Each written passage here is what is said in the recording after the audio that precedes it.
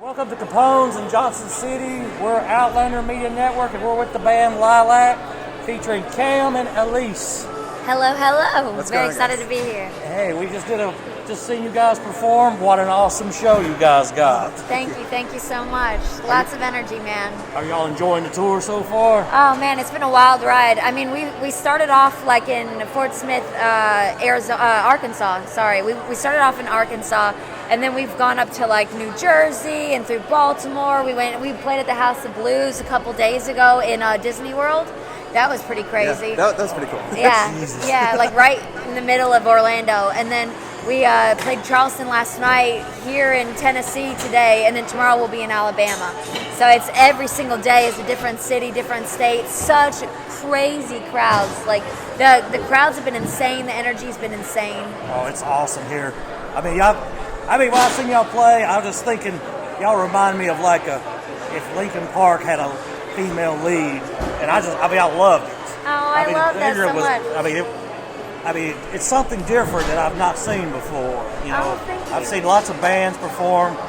This one's way different from what, because back in the 90s, nu metal to me saved, that's why I classify you guys. Nu metal kind of saved us because we were kind of, early 90s, we were kind of going over the edge with the grunge thing, and it was getting depressing, and nu metal came in and the fun came out. Yeah. And I just enjoy watching y'all's fun. Yeah, hell yeah, I love that so much. And I think our live set really tries to incorporate that. Like Cam is always like climbing on light towers and playing keyboards at the top of light towers, and he's lifting his keyboard above his head, and we're all, head banging on people's, faces. It's great. Hey, like I said, I seen a keyboardist very similar to you that played in here one time, and he was just as great as you were. There's not very many of us. I got to meet him. There are not many of you. He's plays for Blind Channel. Okay. Have you ever seen that finish? They're from Finland. Okay. And it's like, and that's the first time I've seen keyboard like that since he played about, I think it's been almost 2 years ago. They'll be at Welcome to Rockville, by the way. Nice. So y'all going to Birmingham, Huntsville, or Mobile? Birmingham. Yeah, we're going to Birmingham Playing tomorrow. Iron City, I think. So. Yeah. Which one? Iron City. Oh yeah. Oh, I love that venue. I've heard really good things about it. It's great. I saw Ice Nine Kills with Fame on Fire was there. I remember that. And Bad Omens was opening. That's a nice book.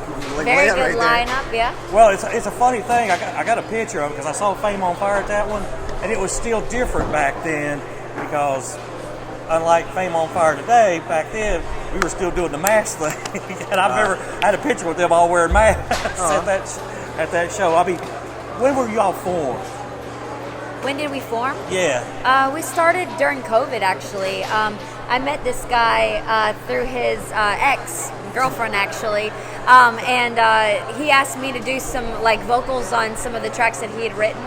And he started asking me about if I'm ever going to start another band again or whatever. And I wasn't actually anticipating creating a band at that moment. I was going to wait another year or so. But he started really liking what I was describing of what I wanted in a band. And then, yeah. And she gave that look like, how do I turn this guy down without being rude? It's like, no, I can write that. Yeah. She's like, all right, I'll give it a shot. She's like, oh, this is actually really good. Yeah, he wrote a couple instrumentals that have like some badass breakdowns, and I was like, okay, all right, I guess we're starting a band. And then we started putting out ads to find a rapper. She's super good at collecting people. Like really. It's like a magical thing that she can do. It's just her ability to interact with humans is just on a different level. It's like she can. It's really impressive like how she can do stuff. Got my attention right out the gate. But she was able to like really collect, because that's the hardest part of working with other people is working with other people. Because like if you can find the perfect person, it's the best thing you ever had. But if you don't have the perfect people, it's the worst interaction you've ever had. But that's like how a team is. It's really good or really bad, and she's really good at building a team and kind of making things feel really, really exciting. It's like, hey, this is really awesome, but hey, I'm going to expect a lot out of you, but I'm going to give you a whole lot. Yeah. And really be able to. Most people can either lie to you or like freak you out, but she can kind of convey both those things at the same time in a way, which is really good. Because then when things get hard, they're like, all right, well, things get hard, and when things get awesome, they're like, all right, well, this is awesome. She really was able to collect the people really effectively that way. That's awesome. I've been watching y'all's videos, so who is the horror person that likes the horror movies at all? Who's doing it? Oh my God. I mean, I don't know. So we worked. The music videos were done by Digital Thunderdome, Scott Hansen, and he's done a lot of videos for like We Came as Romans, and he even worked on some Ice Nine Kills stuff as well. But he's a big horror fanatic, okay? And so just having the director love horror, you know? And then us, we came in with like visions for what we wanted for like our Perfect Drug music video and for Undertow and stuff. Now, we have ideas like in our head. And I like Undertow, take Undertow for example. The song is about like feeling like you're drowning. You're overwhelmed with so much stress that you feel like you're drowning. And it's about people might watch you. They're going to monitor the situation, but they're not necessarily going to help you, right? And so I thought that what if I was in this water tank and I had these like waterproof electrodes on my head and on my chest, and the tank starts filling up with water, and I'm banging on the tank asking for, you know, just yelling at people to let me out, but they're not letting me out. They're writing down my vitals. There's like, interesting, like how she's getting really excited in there, but you know, they're not helping me, right? And so I really wanted that, and basically water tanks, they cost like a lot of money. Like it was gonna blow like our whole music video budget. And so I don't like hearing the word I can't, you know, or like you can't do this, maybe next time. So I actually called magicians all up and down the East Coast until I found one, Lady Houdini. She's like done the Chinese water cell torture escapes that Houdini did, yeah. and she's tripled Houdini's world record for like the water cell tank escapes.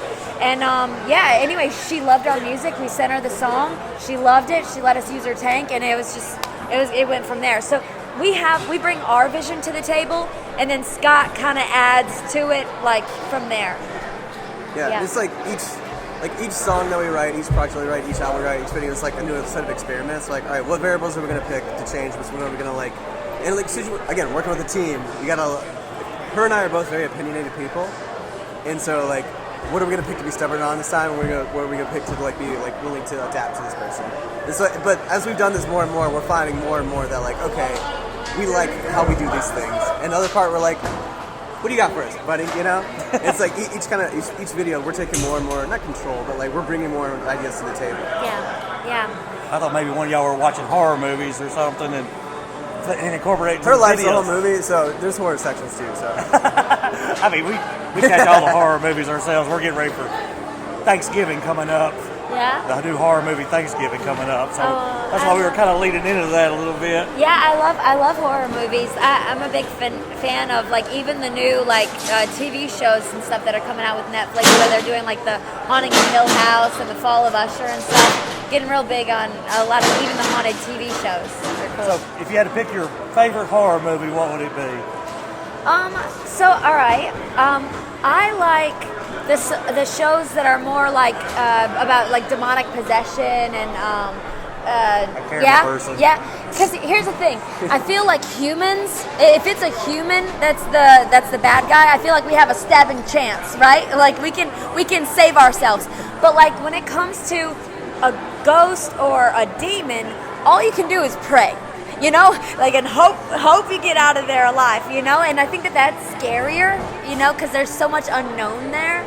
And, yeah, I really like Conjuring, like movies like The Conjuring and stuff. Oh, yeah, Conjuring's great. I mean, I like to do Exorcist. I don't know if y'all have seen that I yet. haven't seen the new one, no. I won't be getting any spoilers on that. Oh, okay. I mean, I had a horror movie that gave me nightmares years ago. It was Amityville Horror #2. Yeah, everybody talks about the first one. The second one kept me up all night. But, you know, that was years ago. If I watched that movie today, I'd be like, eh. I mean, we've seen so many horror movies this year. We had to pick our favorite. If you've seen one this year that you had to pick as a favorite. Yeah. This is horror, but like the Fall of the House of Usher, that's kind of horror. Yeah, the new TV show, we were just talking about it on Netflix, The Fall of the House of Usher. Mm-hmm. Have you seen that yet? So good. So good. Yeah. Yeah, it's heavy, but yeah. We're getting. I think our next horror movie that we'll see will be. There's a new one coming to theaters called "It's a Wonderful Knife." It does. It's a Wonderful Life, from a slasher perspective. All right. So we were like, and we had just interviewed somebody recently that was promoting a horror movie. They were on tour and promoting a horror movie. So we were going through that. I mean, that kind of lines up pretty well, though. Like, a lot of metal's, like, scary, you know? It's like, there's, like, I think a lot of people who, like, are drawn to this darker, more aggressive things. I think horror and metal are neighbors. Oh, They're not always the same thing, but, like, they live in the same cul-de-sac, you know? So when y'all not here, what y'all doing when you're getting some time away from the shows? Well, I mean, all of us still have day jobs now. So, like, Cam and we're techies, so we're very, very computer oriented. I'm a computer hacker, is my day job. Legally, of course. I hack for a red team for, like, a financial market. And then Cam over here is a Java developer. So, yeah, outside of shows, I'm always hacking computers. Yeah. See, when I worked this job when I was out of country, and it used to blow my mind on computers, and this is what blew my mind was when I was working in this foreign country and we didn't have real good bandwidth and this and that. I asked this computer guy, the IT guy, I was like, hey, could you come get this? There's something wrong with my computer. He said, hold on a minute. And I don't know where he was, but all of a sudden my arrow started moving by itself. I was sitting there and I was like, oh my God, what have you seen me doing on this computer? Oh, man. Because we worked out of country and, I was really restricted to that country and I couldn't go to certain places. Yeah, of course. So I was like, so amazing. I guess y'all can do all that where the next thing you know, the computer arrow's going like this. And I'm sitting there, oh no. That's funny. That's very funny. Cam has other extracurricular activities. I don't know if you want to talk about. I mean, I make a lot of music. That's why I really like songwriting, like just building the whole like symphony of sounds. It's just fun to me. For Lilac or for whatever, I write a whole lot, and then some of it works for Lilac, and if it doesn't matter because I just like doing it. Lately, I've been getting a lot of like blending. Because like AI, obviously, like it's the new buzzword. Everybody's saying it, it's going to ruin the world or whatever. It's not. We'll be alright, guys. But it's using it as a different tool, just like 30 years ago, recording equipment was like you had to have $100,000. Now you need $150,000.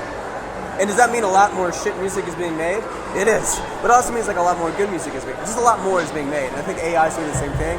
And so like I really like how can we leverage this to make the art that we want to make, create the performances that we want to make, connect to people's emotions and hearts that we want to do. So yeah, we didn't really use it tonight, but like we have 2 TVs normally when we have a full-size stage. That way, like, have visuals that correspond to all the songs that we're having, and like, I built this whole, it's like, we have an AI that talks to you when that opens up the set, actually. It's just like speaking to you, and so I was like, kind of use Lilac as a project where I can use that, kind of integrate the two. Awesome. And even on like on a Les music video, like you and I were talking, she's like, I want it to be about this idea. It's like, well, what if we made it like a neon, like cyberpunk circus? She's like, that sounds cool. And so then I would go, and then I work with AI a whole lot, and I generate 1,000 images, and kind of pick the 6 that we want. And then we bring those to the director. It's like, hey, can you do something that has, as opposed, because you're talking words. The idea is here, translating the words in your head. It's not the same. But if I can make an image that kind of looks the same, then we're far more on the same page. Okay, yeah. I mean, a lot of people incorporate computers into the sets and all that. Some people believe in the old school way, and I was like, it adds to it. It doesn't take away from the experience. I always think it adds to the experience. Like technology isn't good or bad. It can be used poorly. You can make you more human, and it can make you less human. And it's like if you go in it with the right intention, and like it's just a tool. Yeah, I mean, like tools aren't bad or good. It's how you use them. Like when I was watching Pop Evil, they have the music added in at the beginning of each intro, which is a cool concept. And it's not taken away from the band. The band is still playing. That's what a lot of people say. Oh, you're doing it. No, they're not. They're just, come on. And I'll be honest with you. I think COVID kind of helped the music scene. Because I tell you one thing I've noticed, a lot of these albums that are coming out are very, very well written. They've taken their time. And these albums that are coming out are really good. I mean, I've not seen many bad albums come out. Yeah. A lot of people were quarantining together. We were quarantining together. That's how we started, regarding like technology and like where music is going. So our previous songs were recorded with Mike Plotnikoff at the West Valley Studios in LA, and you know Howard Benson's studio? That's West Valley. Well, anyway, they've recorded like My Chemical Romance and Evanescence and Seether and Hailstorms, lots of people. And so it was a lot of fun working with them for our Perfect Drug EP, and we also worked with them for our recent single Crossface that we just released a couple weeks ago. But over the summer, we just went to Vegas and we recorded a brand new album with Kane Churko, who's written music for like In This Moment, Five Finger Death Punch, Disturbed, Ozzy, and the music sounds so different. And I think having our new producer, Kane, he's very much like Cam, where they like to play with like new sounds and make weird, unique sounds out of random things. So like maybe you'll take a voice and distort it a lot and reverse it and stuff, and now it's a completely different sound. Or he'll break a stick over his knee and he'll add a lot of distortion and stuff like that, and they'll make that into a sound. And Cam and Kane, they were geeking out a lot about like unique sounds and trying to create futuristic songs, but still like this is modern, this is now, you know, and it was really cool. When do you think y'all will have a full album release, or are y'all just taking your time on it? Well, I don't know if there's a big reason for full albums anymore. You know what I'm saying? Now everybody is wanting singles in our attention span. You know, I don't really know if they're fishing it or not. There we go. Nice. Hey, okay, perfect. Well, so I didn't know what was going on. That's okay. You're good. Welcome to Johnson City. What was the question? I'm sorry. When are we gonna make an album? Watch out for that wire. Yeah, right. So like album-wise, so the new music that we just wrote with Kane Churko is another EP. So that's going to be 5 new songs. We'll release them as singles after the holidays, and then we'll release the full EP. But yeah, full album-wise, I don't know if any. Maybe when we're on a label, you know, then we'll release like a full-on album. But I think right now the biggest thing is to just like, you know, just smack people in the face with Lilac. Show them new music, new singles, new music videos, and just like really, really hammer our name out there. Less so than a full-length albums, you know? So when you guys get done with Pop Evil, do y'all have another tour coming behind it? We do. I can't announce it yet. But we will be releasing it very soon. It's with Katy Perry. No, it's not. Oh, really? I'd go. I saw Katy Perry in Las Vegas. Yeah. Hey. I'd go see that. When we were there, she was playing. She yeah? had a residency over there. Oh, okay, yeah. No, it was not with Katy Awesome Perry. to see. But no, I guarantee that you guys know the headliners. I'm super excited to play with them. We'll be announcing it very soon. We're gonna go on tour with them end of February through all of March. Is it going to be like an arena tour, or is it going to be? I mean, these are pretty big headliners. I don't know the venues yet. They're locking in all the cities and states right now. But as far as I know, all of our previous tours were all West Coast. This tour is the first tour that we've done that's on East Coast. The one that we're doing in February and March is going to be mid-US through East Coast, up, and then to the Midwest. Okay. So I'm trying to figure out where I could go, which areas I'm going to. Yeah. I mean, some people I've already got tickets lined up for February, March. Yeah. I even got one in Vegas in April. Yep. I mean, we're gonna catch the Scorpions one more time before they call it a day. Hell yeah. Well, it's great having y'all here. We appreciate you taking time. Like I said, awesome show tonight. I cannot wait to see y'all again. Thank you so much. And I will definitely catch you on that tour whenever y'all announce in February. Hope it's a great open headliner. Yeah, it is. Thank you so much.